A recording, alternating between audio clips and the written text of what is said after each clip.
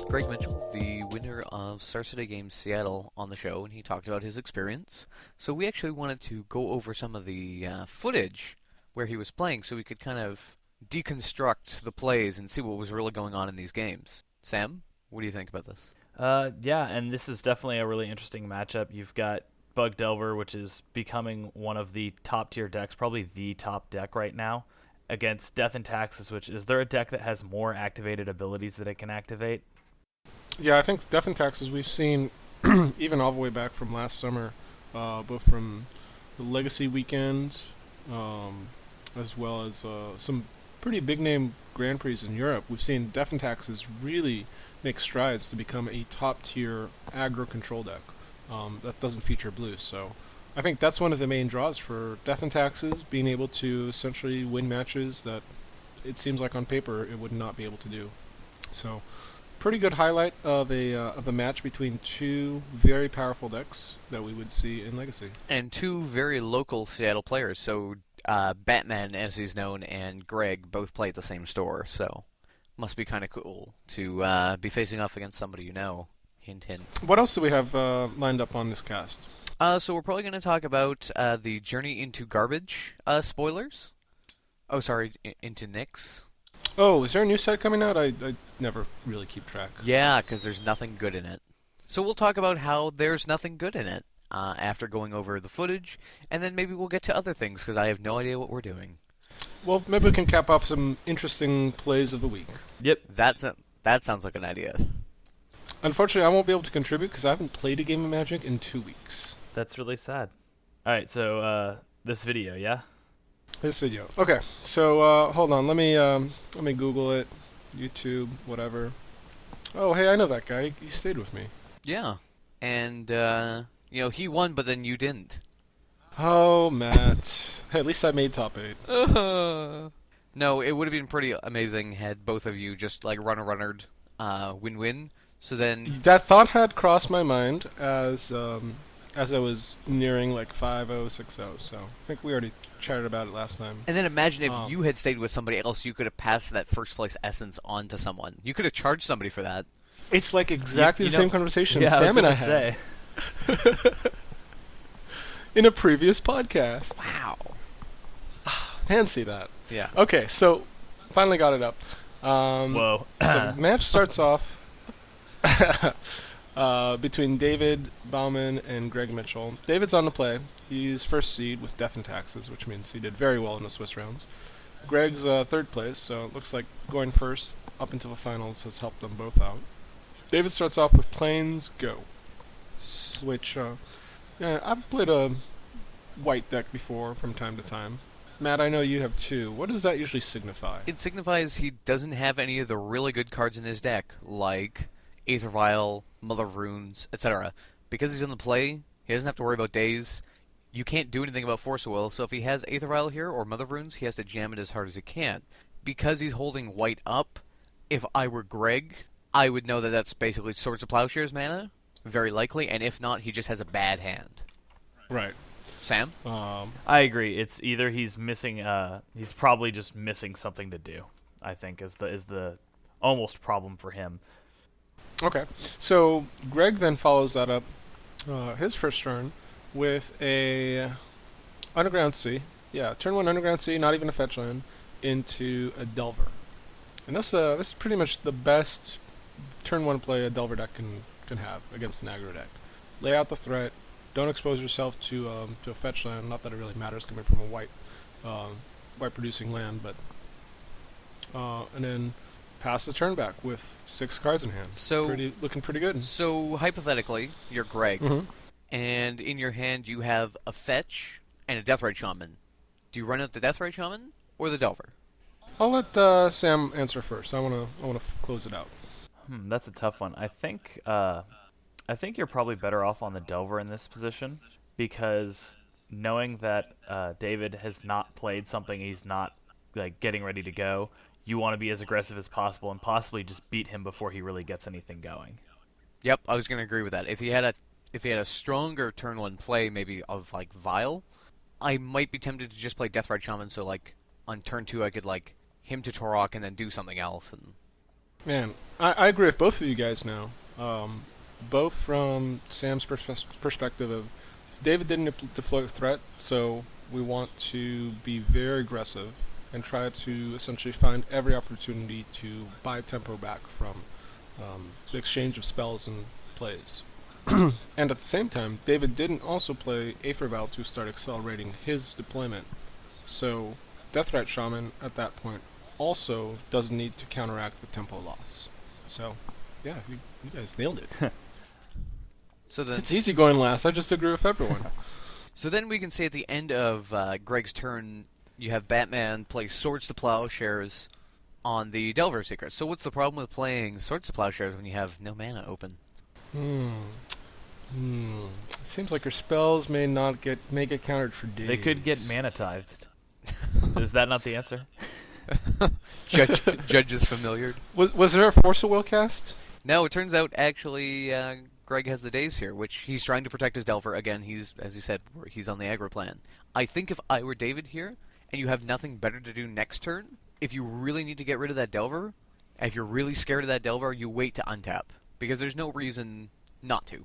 I disagree. I think there is a reason not to, and it's what he did in the next turn. Well, I'm just saying play by play. Okay. Let's say at the end of turn 1, you're David, and you have to evaluate how am I going to lose this game? Because obviously you have access to your own cards, and we'll get to that on turn 2. But Greg is not playing a deck with lightning bolts, which means the only source of damage that he'll be able to get through is through combat. And Death and Tax is a deck that is very capable of shutting down combat in most paths. Death and Tax also plays a bunch of flyers, which Bug Delver tends to have. Either Tarmogoyfs, or flyers like Tombstalker, maybe like a Click, maybe True Name Nemesis, which is a problem to most decks, and possibly even Death Threat Shaman, which unfortunately can't really do too much about.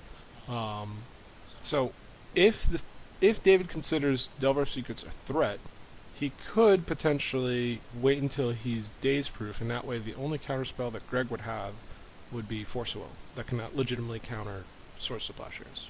I think maybe another consideration of maybe why he casted it in turn is he's worried about discard. And that all leads into David's turn 2. So, Sam, why don't you fill us in on what happens on turn 2? So on turn 2, David has a Stoneforge Mystic in hand, which he has had in hand since the beginning of the game. He puts down a Cavern, naming, I assume, human, taps out, and plays Stoneforge Mystic. So he is, again, playing straight into Daze, but the odds of Greg having 2 Dazes, in addition to his Underground Sea and his Delver, kind of low. You know the Cavern of Souls, stops the thing from being countered, right? Only if you name the right. Only if you name the right creature type. I always forget Cavern somehow, even though I play it in Merfolk. David fetches up a Batter Skull. So again, this is where I think it doesn't really matter that he missed out on the Delver, because Delver doing 3 damage doesn't matter that much when you're going to be gaining 4 life a turn. Whoa. But I think that's a really big assumption, though. In a deck with, 4 removal spells, and say that thing maybe didn't make it through or whatever, there's a few situations where, okay, you go for Batterskull, and then suddenly I have a stranded Batterskull. I think it's still, unless he has Stoneforge Mystic number 2 in his hand, to maybe go for Jeet. Maybe. I think that's a little bit of a hard call, considering that Greg Mitchell is playing Abrupt Decay in his deck. And keep in mind, too, that Greg is now down to 0 mana available. Oh, true. So it would take 2 turns to get the Abrupt Decay active. I think Greg's list also ran a little bit unusual mix of 2 Disfigure main deck. Yeah. Which may or may not be indicative of stifle of some of David's plans. But I think at that point I would still try to get the biggest threat on the board, which is Batterskull. It's not even Stoneforge Mystic. It's really just getting Batterskull into play. Greg's deck has very, very few ways to interact with the artifact once it's in there. Okay, so while we see Batman cast Stoneforge Mystic, it resolves. He goes for Batterskull. Now, I will point out he does spend a bit of extra time in his library, so maybe he was considering getting a Jite rather than a Batterskull. He's also playing the Sword of Fire and Ice main, is he not? I think he was, yeah. I think he's playing more of a traditional package, especially in light of True Name Nemesis and trying to get around that. Yeah, so I think you could argue if he knew that, say, Greg was on double True Nemesis instead of, say, Tombstalker, that if he really feared True Nemesis, that, yeah, Sword of Fire and Ice here might be okay. The only problem is, if he just plays Tarmogoyf, then your Sword of Fire and Ice is maybe not as good. Yeah, it's mostly blinked. Well, we get into the third turn, we see Greg drop down the C again, and then cast that Disfigure. So, yeah, it looks like by this sequencing of plays, David's looking pretty down and out. David's in a rough position Now- here because Greg, let's also point out, flipped his Delver. So David has 2 lands in play. Greg has 1 land in play and an attacking 3/2 flyer. So this amount of protection, like the way he's kind of like, get rid of your stuff. I don't want any of your stuff on board. This is I'm riding this threat to victory. I'm going to protect it at all costs. And if you notice, he flips a Spell Pierce. So realistically, this is going to be one of the few windows on David's third turn where if he has a piece of removal, he needs to play it now because the only out is Force of Will. Because if he untaps, Greg is on Spell Pierce. Right. Well, it looks like David's third turn, he plays down a port, and then just passes the turn. So, looks like he's cognizant of the fact that, hey, he doesn't want any of his spells countered or things destroyed. But then it's curious, like, he lets Greg untap and then cast Swords to Plowshares. I think if it were me, I would just cast Swords to Plowshares and then tap him down with the port Cavern. Well, I think that's what he did. In the upkeep, he wanted to make sure that if Greg wants to fight over Resource to Plowshares, which is a significant piece of removal in light of the circumstances, I mean, the only creature on the board is a Flip Delver against an opponent with 3 lands in play. So, likelihood it's not going to stay for a while, but if he wants to fight over it, why fight it on your turn when you can have your opponent fight it on their turn? And I think the reason he's not porting here is because he would rather Greg play the Spell Pierce and David pay it than him port and Greg not be able to play the Spell Pierce and have it just sitting there in hand to be used later. So this way he's saying, I want that Spell Pierce not in your hand if you want to keep this guy. But there still is a possibility, like, allowing him to untap means if he has Brainstorm, he can go get Force of Will if the magic gods allow it, and suddenly your second piece of removal is now gone. Yeah, that'd be a tough spot. I know in being in Greg's situation, for instance, I would probably want to very heavily protect the Delver, considering my opponent just played his second Swords to Plowshares. So the likelihood of him having a third is quite low, and there's a pretty good chance that once you counter the second Swords to Plowshares, you could probably ride that Delver to victory, as long as you eliminate all the flyers that David casts. Yeah. So, unfortunately, Greg lets it resolve. The Delver goes plowing, and then David follows that up with porting Greg's Island. So, more or less, everything that David wanted to achieve happened on Greg's third or fourth turn. I think it's third turn. Greg, of course, responds with Brainstorm to use the mana while he still can. Try to find a little bit better of a draw step. Maybe even find a fetch land or whatever. And that pretty much wraps up Greg's turn after a quick wasteland of the port. So now, because he's so constrained on mana, I definitely think the Wasteland on the port is the right call. What's the situation where Wasteland on Cavern is correct here? I'd probably say if you have no creature removal. I think another one would be if on David's turn 3 he had played, yet again, if he had played a threat rather than sitting back, that would be another time when you might go for Cavern, be aggressive, and try and take away as much of his useful mana. Okay. That's fair. So I think from here on out, Greg looks like he's in a bad spot. I think we're just going to wrap up this game one. Spoiler alert, David wins that series, wins the game, after he casts Aether Vial and starts being able to deploy his threats without having to spend mana on them. So, it looks like there may have been an abrupt decay, but whatever. Yeah, not good enough. It's mostly a mana advantage from that point. Greg spent too much of his resources trying to keep things going. And we can see this game actually drags out for, another 10 minutes, and I can still see here at 9:22, Greg is still on Underground Sea. Yeah. Oh, it looks like the Dark Confidant that he cast on turn 4 ended up never netting Greg another land. Oh, Which is quite unfortunate because it sped up the clock all in the meantime. Well, and we've talked a lot about how much we dislike these mana bases that are, very few duels, sometimes more fetches than duels, and then Deathrite Shaman, and just hoping to rely on that to get you somewhere. And he never got beyond his original Underground Sea and a Deathrite Shaman later. And I mean, that can be a real problem, especially when playing against a deck like, say, Patriot, right? When they have 8 removal spells. So, 4 Swords to Plowshares and 4 Lightning Bolts against, all of your creatures except, Tarmogoyf that die to it. Seems kind of bad. Right, and I think that's why the deck like Blue, White, Red Delver is able to succeed in an existing metagame where you have like these Delver decks that really have low threat, high reactive card elements. Once you deal with the first 2 or 3 threats, the deck just kind of falls apart and has to use all its cantrips to dig, and find something relevant without actually being able to present a threat and a clock and close the game out in due order. And then, as if to really punch Greg in the face here, I'm just looking at the very closing board state.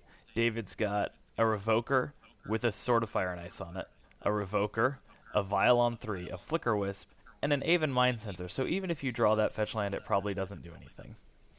And we've been seeing Aven Mind Sensor get cut quite a bit from a lot of lists. People just really aren't playing that card anymore. However, with a lot of 3-color mana bases and, Miracles trying to, get its basics online and everything, Aven Mind Sensor seems like a pretty decent card. And I will point out, though, one of the downsides is when you're playing a Deathrite Shaman deck like this, if they fetch and fail to get something, they still have 1 mana 1 time from that fetch land off of Deathrite Shaman, which is better for them than it used to be when it would just be fetch. I don't find it that sucks. Yep. So have either of you actually played Bug Delver in a big tournament? I have not. I've watched it be played a bunch. Jeff Chen, who top 8 at Dallas, plays it a lot locally, so I've watched it be played a lot, but I have not personally played it. I'm trying to think the last time I put together Bug. No, it's probably been close to about 8 months since I've last touched the deck. I used to have a local friend who unfortunately moved to Australia. Well, fortunately for him, because he's having a blast, but unfortunately for me, because my friend moved away. He was, I'd say, probably 110% on Bug Delver. He recognized it pretty early as a powerful combination of cards between Delver and Goyf and Force Will Days, even Sylvan Library as a one-of. He always included that, and Abrupt Decay. And I think for the most part, he had like something close to like 75 to 80% win rate with the deck in tournaments. Sweet Jesus. Yeah, he was really, really good for the deck, really comfortable with it. So the deck certainly has a lot going for it, and it has a few pretty lopsided matches, probably against its favor. So Burn, for instance, is really bad matchup for it because there's no way you can put any combination of cards that can beat the Burn deck, unless they get extremely unlucky. I think another one is Goblins. Goblins tends to be pretty good against it as well. Dealing with a lot of small creatures is pretty rough for the Bug Delver deck. Well, anyway, moving on to game 2, so we can see that Greg is going to be on the play because, he lost. So he starts off with Underground Sea, Deathrite Shaman. So, assuming we kind of can figure out what he boarded in, which is assuming, like, Golgari Charms and stuff to get rid of small creatures and such. Again, if you have Delver right now, do you play Delver or Deathrite Shaman? On the play? On the play. I would probably say, if you have a fetch land, because you already know that the Death and Taxes does not, it doesn't generally have fetch lands, and I guess in this case, Greg knows exactly if he has it or not. But you start off with Deathrite Shaman if you have a fetch land, and that'll give you access to potentially 3 mana, maybe cast like a Liliana, maybe cast Wasteland. Hymn to Torak. Yeah, Hymn to Torak plus Wasteland could be a play on turn 2. Right, or like Delver, Ponder, Wasteland. That'll give you enough mana to do a lot of things. So I think Deathrite Shaman opens up a lot more lines of play than just going Delver Go, because you're not really going to be going too crazy. And yeah, we see Greg opt for a turn 2 Liliana of the Veil, which is brutal on turn 2 against an opponent with creatures. Okay, so we see Cavern into Mom, and then, followed by Just ouch. probably Death and Tax's favorite turn 1, if I had to guess. You can't counter this thing that makes you 2-for-1 yourself, and then oops. Right. And even Greg's turn is pretty brutal too, considering he's playing only 2 copies, 1 main, 1 side of Liliana of the Veil. Um, it started. That was a pretty good turn for Greg. I could probably see why. Spoiler alert: he won game two. I think he followed it up with a wasteland on the cavern, and then a Hemtothorax. So it's like, wow, this is brutal. Card advantage. It's a disease And that then, wins games. And then Liliana takes up to 2. If he wants to attack Liliana to make sure that there's no sack outlet, he would have to attack into an untapped Deathrite Shaman. But Greg opts to make mana instead and just kill it outright with Disfigure. So everything's coming up perfect for Greg in this opener. I agree. I mean, ugh. Ugh. Then he gets a library online, so he's got everything. I mean, once you get Sylvan Library in this matchup, and you just kind of you're just drawing to find your removal, and yeah. Well, like at this point, he's got. I'm skipped ahead a bit. David has Rest in Peace, Rashidon Port, Plains. Greg has Liliana on 2, Deathrite Shaman, 2 lands, and a Sylvan Library. Yeah. Yeah, even just as a 2-1 attacker, I think Greg's still favored. Even a 0-1 Goyf is pretty damn good. Yeah, I mean, I don't think I need to see much of the game. I mean, the only thing I would say that, Sylvan Library is a good card. Well, Sylvan Library plus making them drop a card every turn, the amount of advantage he's got here, he could potentially, without fast-forwarding through this, he could potentially just win on the back of this Deathrite Shaman over the next 18 turns. Right. Especially when you're able to draw a bunch of extra cards with the green Necropotence of Sylvan Library. It's pretty damn effective. Very, very damn effective. So, let's skip ahead to game 3. It goes pretty like a slow grind here, thanks to the Liliana, making sure no one has any cards in hand. Plus the card selection provided by Sylvan Libraries. Definitely a textbook example of why the card is powerful. I think I would have given up a little bit earlier if I were David, just to save time. I mean, mind you... Well, this is a in-timed match Yeah. in the finals to see who takes all the marbles. So, I mean, give the audience a little bit of a show.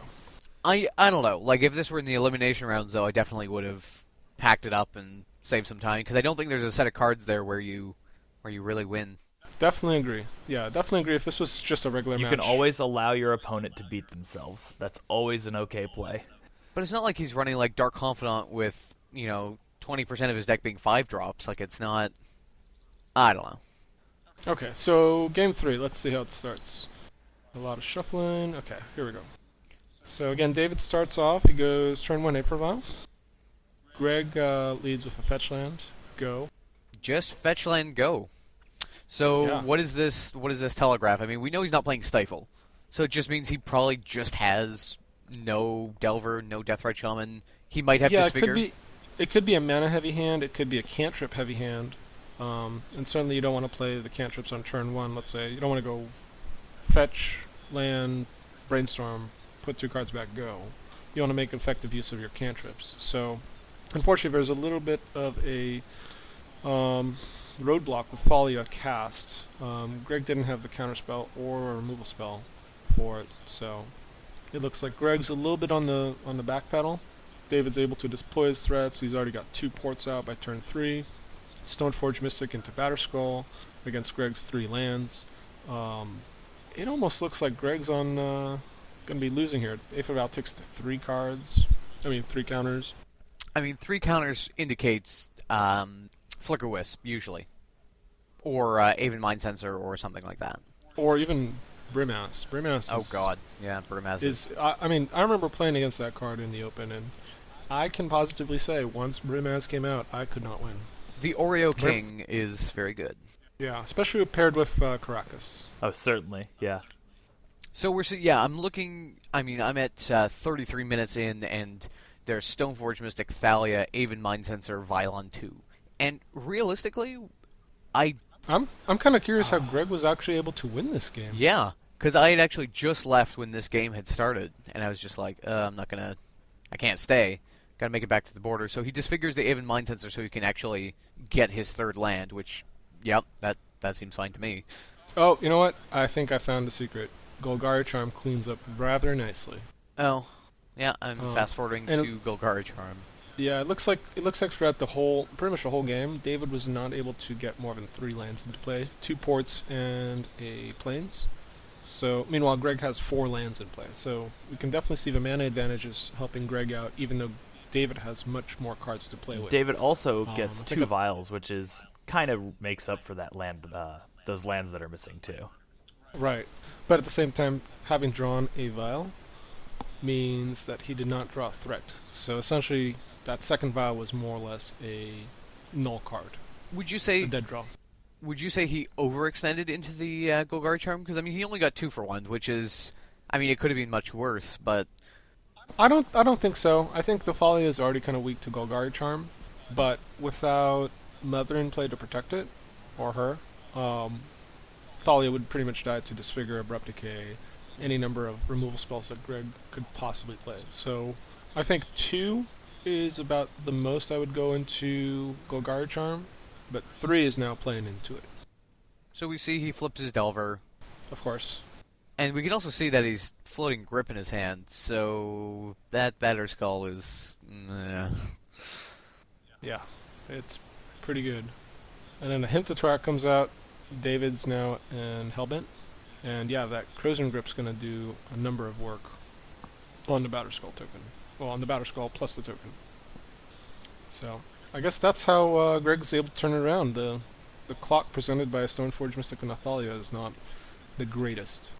yeah, and he obviously is not finding removal for these flying 3x. Delver and Vanillion Cleek are doing just a little bit of work. Yeah. Yeah, it looks like he makes him spend the mana to bounce the Batter Skull token. And then at that point, Crozier Grips. All of them, meanwhile, attack for 3, attack for 3, attack for 3. Nether Runes does not make a good clock. Nope. That is just Stoneforge Mystic, when it can be blocked by a Tarmogoyf or Deathrite Shaman. And yeah, I think we get to a critical turn where, like you mentioned, a bunch of flyers, and Mother has to go on moat duty. I think the only card here that David could have brought up would be Cataclysm. Would keep him in the game. And Cataclysm has some pretty unique text, or some pretty old text, that doesn't mention Planeswalkers. So, is that a good card against Planeswalker heavy decks? Well, not against them, but if you're playing it. Yeah, well, I think what we're saying is he's got Liliana out. Do you want a Cataclysm into Liliana? No. Well, before Liliana comes down. I mean, that's what I was looking at. No, I think Cataclysm doesn't mention Planeswalkers, so it says sacrifice everything else. So it says pick an enchantment, pick an artifact, pick a creature, pick a land, and then sacrifice everything else. Hold on, let me check. Pretty sure. Pulling it up on Magic Info. Yep, it's true. It does actually muck Planeswalkers. Because you do choose the artifact, creature, enchantment, and land, and then sacrifice the rest. Interesting. So definitely, you want to play it when he's got Liliana on board. You just oops, clear the board, and I think the only issue with that may be is Bug Delver's threats are probably better than your singular threats. I could certainly see Knight of a Reliquary being a good threat to go with Cataclysm, especially since you sacrifice lands and pump it up. But when your best creature is a Revoker, But he's got Mother Yeah. Runes. so he's gonna keep Mother Runes around against a 3/1 flyer or a 3/2 flyer. Oh yeah. Yeah, it seems like a poor position. I think it's certainly better against the blue-white or blue-white-red control decks like the Miracles, because they are very mana intensive. They have possibly a lot of enchantments in play, and they certainly have Planeswalkers, which Cataclysm mucks completely. I think that might be a good matchup where Death and Taxes may want a card like Cataclysm, not necessarily against another aggro deck, because of that reason, that its threats are not good enough to match up against the opponents. So Sam, overall, do you think that David basically just got unlucky with Greg's plays, or was there a very obvious play mistake that you saw? Looking through this, it looks like David's, for the most part, doing the best he can, but especially once Liliana comes down, the best he can is whatever he drew for the turn, which there's a lot of stuff in Death and Taxes that, if you draw it for the turn, isn't that great. Like a Stoneforge Mystic that's going to go get something that isn't going to come down till next turn, and you have no attackers. And I think he gets so behind once he loses his board of 2 creatures that's really the turning point in the game. And then Greg gets up to a Click, a Flip Delver, a Termagoyf, and that's just really difficult to come back from at that point. And the game does go on for another 10 or 15 minutes beyond that, because Death and Taxes does have that power to kind of just keep on keeping on. But eventually that swarm Greg's been building just overwhelms David. Yeah. And our good friend Greg, he wins. Spoiler alert. It's been a month out since the event, but Just in it's a case. very interesting. Yeah, I think the match is pretty interesting to see, just the interactions and the small little decisions made um, for each turn, and how they could have possibly been played differently, or possible lines of play to consider from each deck. Um, you certainly see how maybe the variants of top decks affect the overall pace of the game, and who's able to be in control or who's able to close out the game. But I think for the most part, there's some pretty good decisions made in this game. Yeah, I agree. Overall, I thought the play was quite good. I mean, I didn't see any obvious errors in play. People are just playing off the top of their deck and doing the best they can. So, yeah. So moving on from Greg's footage, going to talk about the journey into Nyx. Ooh, okay. Let me pull up the spoilers Yeah. into Nyx. Oh man, it's been a lot of. Oh, my ears! My ears are burning. No one's. Sam, I know you love your tactile keyboard, but nothing is loud. I was trying to type Riley. So I think let's start off with probably the most talked about thing in the spoiler, which is Mana Confluence. Let me hold on, scroll down a bit so I can make sure I can read it.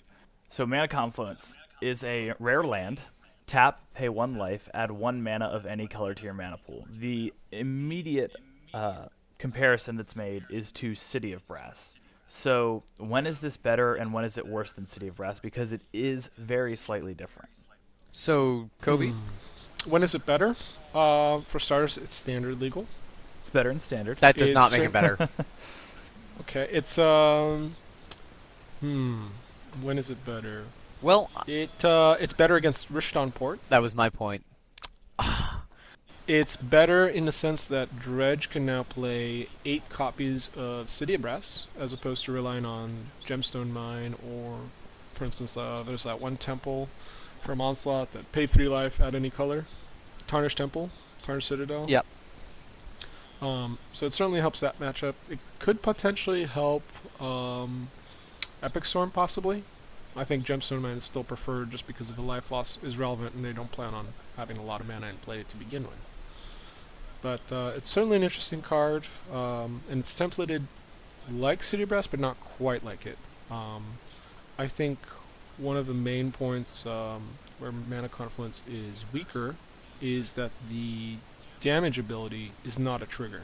So for instance, with City of Brass, you could pay for a spell as you cast it, and then the trigger goes on the stack. Normally, if you do it like that, you would take the 1 damage, then the spell would resolve. However, you can flip that around and say, tap the City of Brass, put the trigger on the stack, and then cast your spell in response to the ping ability. So, different ways to look at it. I think one maybe obvious point that may not be completely relevant, evident, is that you cannot actually activate Mana Confluence if you're at 0 or below life. Correct. That's pretty much it. That's all I got. Well, one of the other important things is Mana Confluence requires you to pay 1 life rather than lose 1 life or take 1 damage, which means if you've got Phyrexian Unlife out, you cannot tap Mana Confluence because you cannot pay life. That's another example of the very slight difference between them. I still like the card a lot. It's just I don't know if I would be too eager to get rid of my Arabian Nights City of Brasses to replace it with Mana Confluences. There were some people on the Mana Drain talking about that, where even in situations where Confluence might be better, there will be a lot of vintage players who stick with their Arabian Nights City of Brass. I would be one of those. Well, I think the best play is probably to split between them. So if you're playing 2 City of Brass, switch it to 1 and 1 or something like that. That's fair. I could certainly see, let's say if you're playing Vintage, and you're playing a City of Brass type deck, where Mana Confluence might be better against like a Tangle Wire, right? Because you're going to be tapping your permanents to Tangle Wire against a Workshop deck, and if you play Confluence, Mana Confluence, you don't have to worry about the life loss from City of Brass. You would just tap it and wait until you can finally untap. You also don't have to worry about them playing City in a bottle. What, you're not playing White Border City of Brass? Oh no. Oh, no, they changed that rule, Matt. Oh. Now any City of Brass can be destroyed by a City in a bottle. No. And any Curd Ape. Oh, well, right? that's unfortunate. And any mountain. Wait, no, that doesn't work. Interestingly enough, yeah, Arabian Nights was a very good set for the dredge deck for two important reasons. One, the city brass, and second, obviously, the bizarre. One, their land base, and two, their land base. Correct. 100% their land base, yes. Moving on. So, sorry, go ahead, Matt. Yeah, what are some other interesting cards in this set? I think I heard a lot of murmur All right. about a card called Dayside? Deicide. Deicide, yeah. It's almost like a play on D-side. Yeah. You know, you get Well, to decide judgment. I guarantee that there will be people at FNM who are mispronouncing that who will drive me crazy and calling it Decide. Correct. Deicide is Yeah. a rare. It's 1 and a white. Exile target enchantment. If the exiled card is a god card, search its controller's graveyard, hand, and library for any number of cards with the same name as that card and exile them. Then that player shuffles his or her library. And it has awesome flavor text, which is just, "It is done, Elspeth." It is done. So, And it being an instant is actually quite relevant. It's a very good design card, very powerful. I'm not sure how much more powerful than, let's say, Divine Offering or Evoke Existence, for instance. I guess Revoke Existence is the one that can actually exile enchantments. Well, I think only in the context of it exiling or extirpating god cards does it become better. And if we're saying it only matters against god cards, then what we're saying is it probably doesn't really matter in Legacy or in Vintage. Right. But it's an interesting exploration of how R&D is able to address its own kind of The problems it creates. card mechanics. Yeah. I was trying to find a good way to say that. It's like, how do they band-aid their own grievous wounds? And I guess this is one way to do it. I think there's another interesting white card, not so much in an interesting sense of like, wow, this is a great card, but interesting in the sense of direction that it looks like R&D is going. If you recall, in M14, I believe, there was a card called Banisher Priest. Essentially, it's a version of Faceless Butcher, only that it didn't exile. It only exiled it while the card remained in play. So, on the same token, we have Banishing Light. It's 2 colorless and a white for an enchantment. When Banishing Light enters the battlefield, exile target non-land permanent and opponent controls until Banishing Light leaves the battlefield. So this is pretty much just Oblivion Ring, only slightly tweaked so it doesn't affect your own permanents. Thoughts? eh. Yeah. Thoughts about the direction that R&D is choosing to go with the exiling effects? My guess would be that the reason that they have made this so it only affects your opponent is so that if your opponent has some sort of effect where you might have to Oblivion Ring your own thing, now you don't have to and have those feel bads. Right. Well, I think the Tension Sphere already solved that problem. It can't take your own cards. Or maybe it can. I forget. Yeah, but, it's a May ability. That's the thing. The Tension Sphere is a May ability. This one is a mandatory ability. But the way it's templated, there's no like room to be tricky with removal, where with Oblivion Ring there is. And I think this is kind of my complaint about dumbing down or simplifying the rules to the point where you lose out on interesting decisions.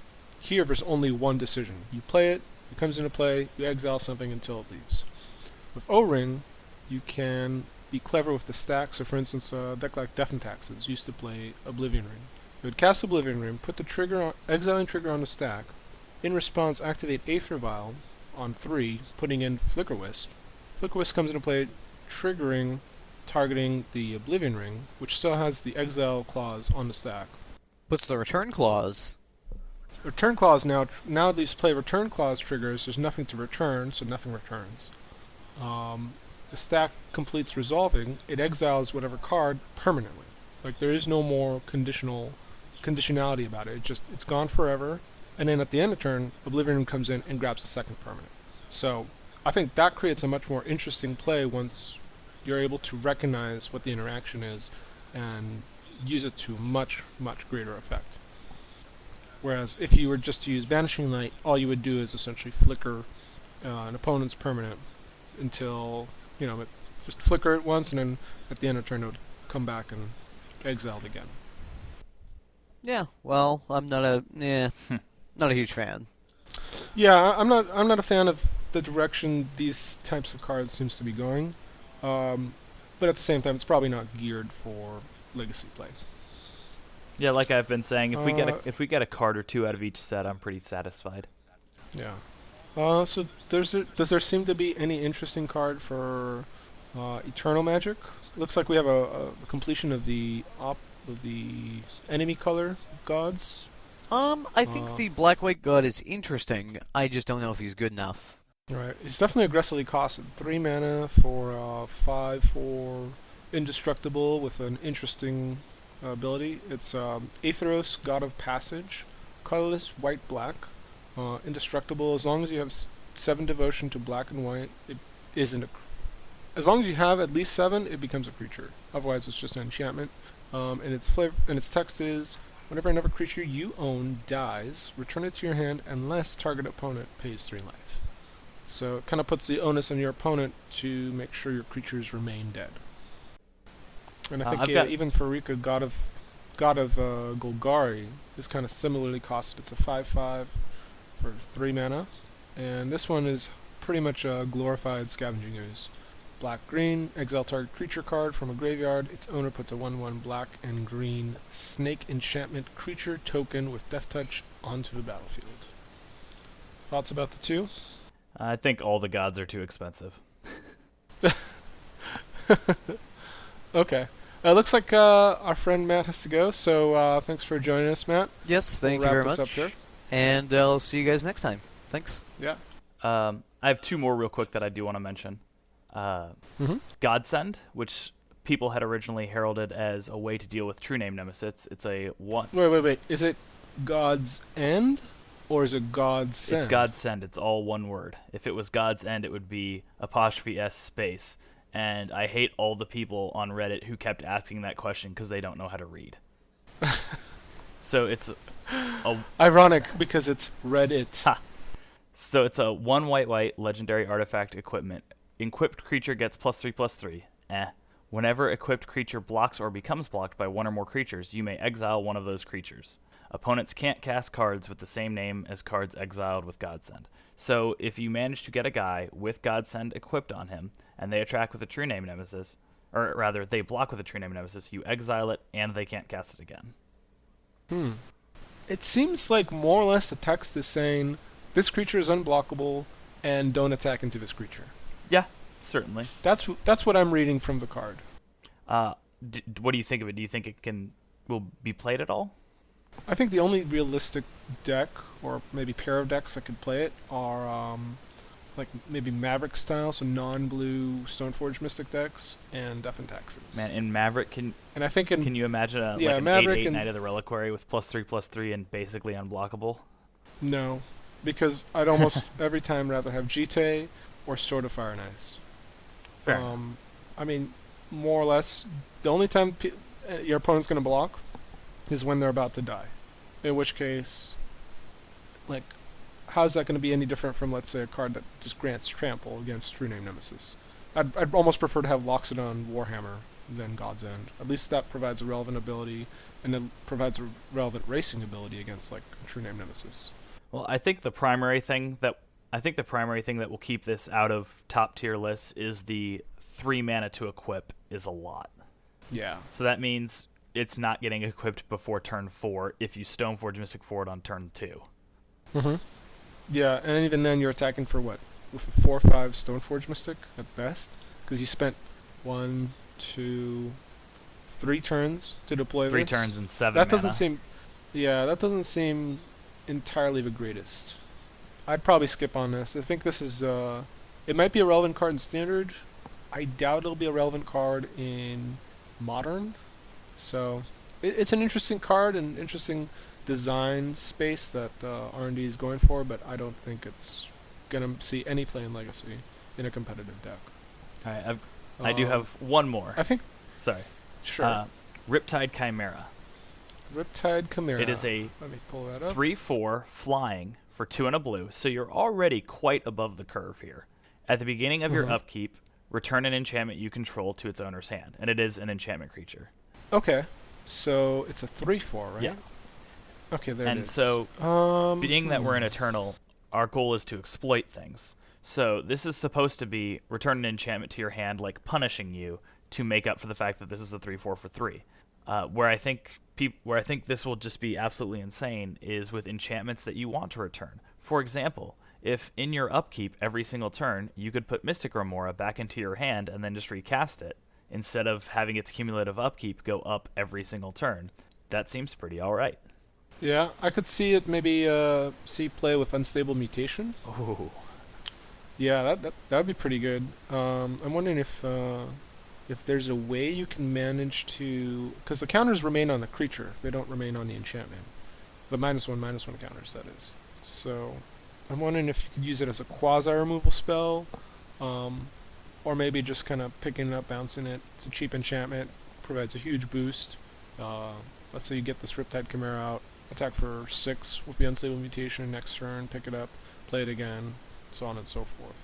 This card really reminds me of, there was like an Esper card from Shards of Alara. It was a 4/3 with more or less the same text about artifacts. So same casting cost, flying, 4/3. During your upkeep, return artifact you control to your hand. I think artifacts tend to be more powerful than enchantments, especially recently, because, well, I guess historically it's always been better. They just provide better abilities and more playability across a variety of decks. Yeah, I don't think it'll see legacy play. I think maybe like a blue-green enchantress might want to play this to re-trigger draw step effects, but I think at that point you've pretty much already established the deck's purpose, and it makes no sense to keep dirtling. Just find a way to close the game out as soon as you can. Yeah, I agree that it's dirtling is a good way to put it. That while you can do some really cool stuff with this, you'd probably much rather just win the game. But there will definitely be people who try to exploit this and try and make something cool, and I'd be really excited to see something really neat come out of it. Yeah. I think another interesting card, maybe not so much for Legacy, is Master of a Feast. This is a black, colorless enchantment creature. It's a demon, so of course it's already got a lot of things going for it. Flying, 5/5. At the beginning of your upkeep, each opponent draws a card. So I think this is in a long line of undercasted 5/5s in black that provides some sort of drawback for you. And I think this one finally breached. Well, I know we had Phyrexian Negator as a 5/5 for 3 mana.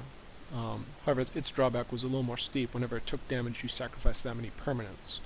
This one seems kind of innocuous in comparison, especially if you can minimize the effect of your opponent drawing a card while you're beating them down with a 5/5.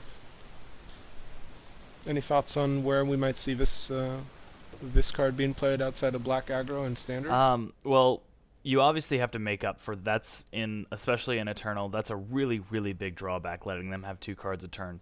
So what can you do to punish them for having a lot of cards in their hand? I think you'd be playing this in deck with Liliana, with Hymn to Turok, and probably something that hits their mana base as well so that they can't cast any of those cards. So maybe in a Pox-style deck as a finisher?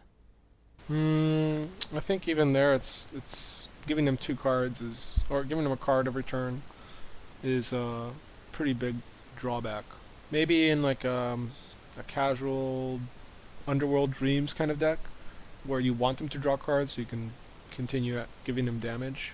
Yeah, yep. I think the most interesting thing about this is, it's going to be an undercosted 5/5 flyer. The drawback is going to be pretty big. And then the rest of the cards seem kind of like they have a lot of flavor. They have a lot of flavor text. Worth mentioning, There's a lot of cards that are there are a lot of cards that are kind of almost functional reprints that are enchantment creatures that do an effect that we already had.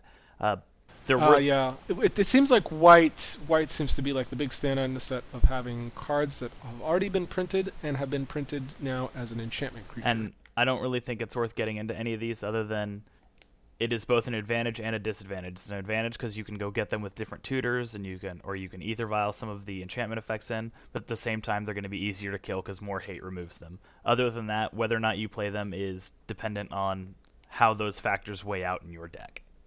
Exactly. I think there's a version of Aethersworn Canonist, or a variation of, kind of a rule of law enchantment. The effect of that, you can only play one spell a turn. This time it's a never hate bear. This time 3 mana, which makes it weaker. You get to deploy it less quickly. Maybe this is geared more towards modern format, where Wizards is really trying to kind of patch up the vulnerability of the format to the Storm deck. So I think there's a never hate bear along that same line. You have hexproof, very similar to True Believer. Card's name's True Believer. I was thinking like Spiritual Advisor or something like that, which essentially has the same card text, but as a 2/2 for white versus Aegis of the Gods, which is printed in this set. Colorless and a white, 2/1. You have hexproof. So I think the 1 toughness makes it a little bit more vulnerable, so it pretty much won't be able to attack. They still both die to bolts, so just like any creature, it's always going to be able to be killed some way. But I think white has the most promising cards in terms of Eternal. I don't think we'll see maybe more than one being played. Yeah, maybe something like Aegis of the Gods played in Death and Taxes out of the sideboard because you can vial it in. Right. I mean, both it and True Believer are humans, so we'll see. I don't think it really fills a need for Legacy. I think it's more so for Modern, which still doesn't have, which now adds another card that has that effect that's going to be legal in Modern. But we'll see. The set looks well put together, but not necessarily Legacy. It's a lot more... Legacy and Vintage players are a lot happier about this set than they were Born of the Gods. And that is not necessarily a compliment. There is one interesting card that may or may not be relevant for any format, but there is a card that literally reads, you gain 100 Ah, yes, the face of the set is the new Ajani. I did mean to bring that up, because you gain 100 life is possibly the best text that was ever been on a card. Yeah, I was kind of joking around when this card got spoiled earlier in the week, saying, are people still excited about getting 100 life? Because I've been doing that for about a year and a half now. With Children of Corliss. This can definitely do some funny stuff in a casual deck, because it's 3 green white. Starts with 4 loyalty, +1, distribute 3 +1/+1 counters among 1, 2, or 3 target creatures you control. Yeah, the first ability is, that's the reason you're playing this card. Can you imagine this in a populate It's able deck? to... Where all your where you get extra no. counters. Not populate, it's what's the one where you get extras of every single counter? Doubling Season? Yeah, Doubling Season is another Doubling thing that's Season. insane. Just all your counters doubled. Also, Yeah. Ajani ticks up way faster. Right. So, yeah, I think it's definitely geared towards the casual crowd. It's kind of interesting to see that Ajani as a character starts off as like a mono white lion, and the next set he becomes very angry. He turns, splashes a little red. Then in the next printing, he becomes a Caller of a Pride, so he gets a little more lean, drops down to 3 casting costs, and still has that Telltale +1/+1 counter on target creature, still with 4 loyalty. And then now we see a fourth iteration of Ajani, who's now green-white, so now he's the Mentor of Heroes. And actually, even the second ability is not too shabby either. It reads, +1, look at the top 4 cards of your library. You may reveal an aura, creature, or planeswalker card from among those and put it into your hand. Put the rest on the bottom in any order. So this is almost like an impulse for relevant cards. And I could see the second ability as a way to generate card advantage. And I think that's going to be important for planeswalker consideration in a constructed format. Well, the fact that it has 2+ abilities is already pretty nuts, because with distributing those counters, getting creatures into hand, it's going to be really hard to attack him. Yeah. I think we need to wrap it up. I've got to go to WonderCon up here in the Anaheim Convention Center, see some cosplay and get some stuff signed. So, unfortunately, I haven't been playing Magic recently too much. Maybe you want to share an interesting play that you had, Sam? My play of the week is I played Vintage against a bug deck that was playing Ashiok purely for its +1. Really? It's just to exile cards? Yeah, well, and I was playing TPS, so if he exiles your Tendrils of Agony, you just go, all right, cool, game 2. Seems like there's much better cards for that. You could play Extract. Just the old blue, search your opponent's deck, exile 1 card. But interesting. Well, cool. I'm glad to hear that you're getting into Vintage. Maybe we'll do a meetup at Eternal Weekend later this year. I probably won't be at Eternal Weekend. I'll probably do the GP instead. Okay. Well, there we go. Grand Prix New Jersey, hosted by Star City Games, which means it'll definitely be an easy one to attend. You'll probably get a mat, and it'll only cost $40, maybe. We'll see. We'll have to mention the little scandal that happened earlier this week with Grand Prix readjustments. So, a little tidbit for next week once kind of the dust settles on that little controversy. But that's gonna wrap it up for me. I gotta get going. All right. Adios. Thanks for listening. Thanks for listening, guys. Feedback is always appreciated. Email us at everydayeternalcast@gmail.com. Like us on Facebook at facebook.com/everydayeternalpodcast, or follow us on Twitter at eternalmtg.